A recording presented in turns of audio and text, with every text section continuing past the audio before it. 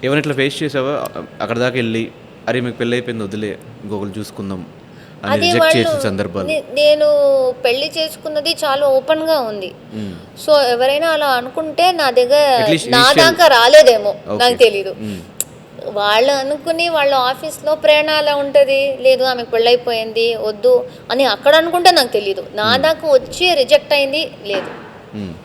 So, పెళ్లి తర్వాత acting ఇదంతా ఆయనకు ఓకేనా మరి? యాహ్! హ్మ్. ఎక్కడ రిస్ట్రిక్షన్స్ ఆయన గాని? ఓకే అన్నప్పుడే మేము డేట్ చేసాం. ఓకే. సో, పెళ్లి దాకా ప్రాబ్లమే రాలేదు. హ్మ్. డేటింగ్ చేసినప్పుడు 21 ఏజ్‌లోనే మేము కలిసినప్పుడే నేను ఆల్రెడీ యాక్టర్. సో, ఆయనకు ప్రేరణ అని తెలిసిన వ్యక్తి ప్రేరణ యాక్టింగ్ చేస్తుంది. సో, హ్మ్. ఆయనకు అప్పుడే తెలుసు. Hmm. So, no problem. Hmm. ఎట్లా ఒక సాఫ్ట్‌వేర్ అండ్ ఒక ఇండస్ట్రీలో పనిచేసే అమ్మాయి ఎట్లా మింగిల్ అయ్యారు? కాలేజ్ హ్మ్. క్లాస్‌మేట్స్ మేము. హ్మ్. సో, సో, సాఫ్ట్‌వేర్ కాదు కదా! నేను కూడా ఇంజినీరింగే చేశాను. ఆయన కూడా చేశారు. సేమ్ హ్మ్. క్లాస్‌లో. నేను ఇంజినీరింగ్ చేస్తూ యాక్టింగ్ చేశాను. So, I did not mingle. As students we met. నేను ఈ ఫీల్డ్‌కొచ్చాను. ఆయన ఫీల్డ్‌కెళ్లారు అంతే. హ్మ్. సో, ఇంట్లో ఎట్లా ఉంటది? అంటే నీ టైమింగ్స్ వేరుండొచ్చు. మేబీ ఆయన టైమింగ్స్ వేరుండొచ్చు. ఆబ్వియస్లీ వేరుంటది. హ్మ్. కార్పొరేట్‌లో ఈ 9-5 జాబ్. నాది టైమింగ్సే లేని జాబ్. హ్మ్. డేట్స్ లేని జాబ్. హ్మ్. కరెక్ట్‌గా వాళ్ళకి సాటర్‌డే, సండే ఆఫ్ ఉంటది. నాకు కరెక్ట్‌గా సాటర్‌డే, సండేనే షూటింగ్ పెడతారు. మండే టు ఫ్రైడే ఇంట్లో కూర్చొని ఉంటా నేను. హ్మ్. సాటర్‌డే, సండే కరెక్ట్‌గా అందరూ ఇంట్లో ఉన్నారు, ఫ్యామిలీ ఇంట్లో ఉన్నారన్నప్పుడు నాకు షూటింగ్ డేట్స్ పెడతారు. హ్మ్. నేను షూటింగ్‌కెళ్ళాలి. సో, చాలా సార్లు కరెక్ట్‌గా మాకు పండగలుంటాయి, లేకపోతే ఏదో ఫ్యామిలీ ఫంక్షన్ ఉంటది. అప్పుడు నేను షూటింగ్‌లో ఉంటా. అదే. హ్మ్. బట్ ఏం చేద్దాం. ఈ ఇండస్ట్రీనే అలాగా, ఈ టైమింగ్సే అలాగా, హ్మ్. డేట్సే అలా ఉంటాయి. అడ్జస్ట్ చేసుకోవాలి. హ్మ్. సో, బట్ లక్కీలీ నాకు నా in laws and my husband they understand. Hmm. So, మీ ఇద్దరిది one of the cutest pair in television industry. Hmm. So, మొన్న ఓంకార్ గారి షో చూసిన తర్వాత ఇంకా మీ బాండింగ్ గాని, మీ క్యూట్ గొడవలు గాని, హ్మ్. జనాలు బాగా కనెక్ట్ అయిపోయారు. ఈవెన్ మొన్నటి వరకు ప్రేరణ సెలబ్రిటీ అంటే తర్వాత నుంచి ఇప్పుడు నిజం. Shripad Shripad celebrity. Celebrity. So, after that show ఆయన లైఫ్ ఎలా చేంజ్ అయింది? బయట గుర్తుపడడం గాని అట్లాంటివి జరుగుతున్నాయా? అన్యాయం. హ్మ్. నేనెవరో తెలుసో తెలీదో గానీ శ్రీపాద్ ఎవరో తెలుసు.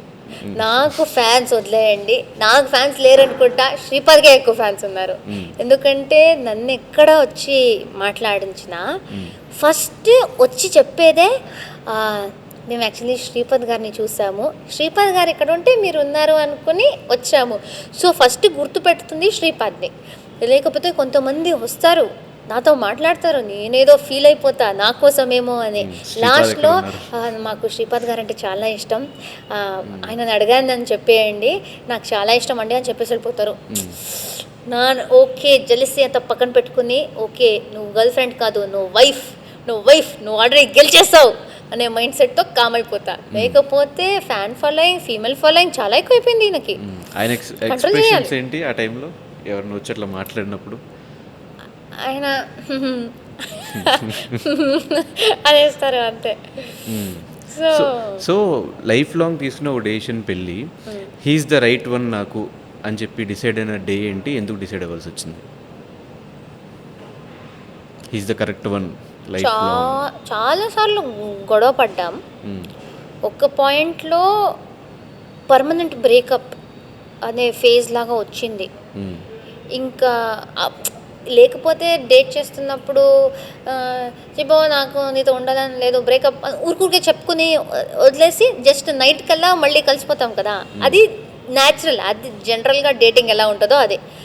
బట్ ఒక్క పాయింట్‌లో అస్సలు బ్లాక్ చేసి నాకు నీతో మాట్లాడాలని లేదు, నీ ఫేస్ చూడాలని లేదు, ఆ లెవెల్‌కెళ్ళిపోయాం. ఆ లెవెల్‌కి ఎళ్ళిపోయి ఒక 2 మంత్స్ అయింది. హ్మ్.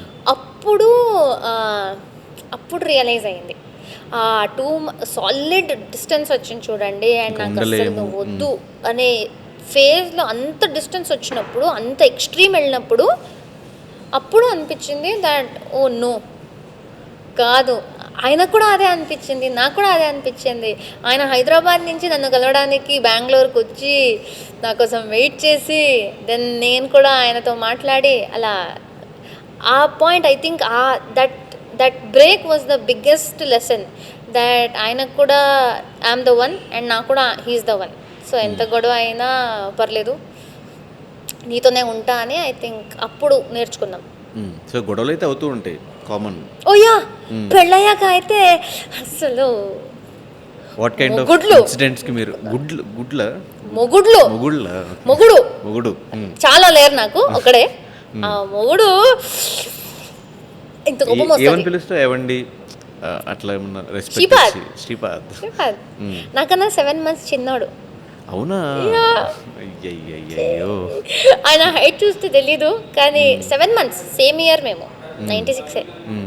బట్ ఇది ఎప్పుడు తెలిసింది? బిఫోర్ మ్యారేజ్ అయినా ఆఫ్టర్ మ్యారేజ్ తెలిసింది? క్లాస్మేట్స్ కదా Classmates కదా, మేము.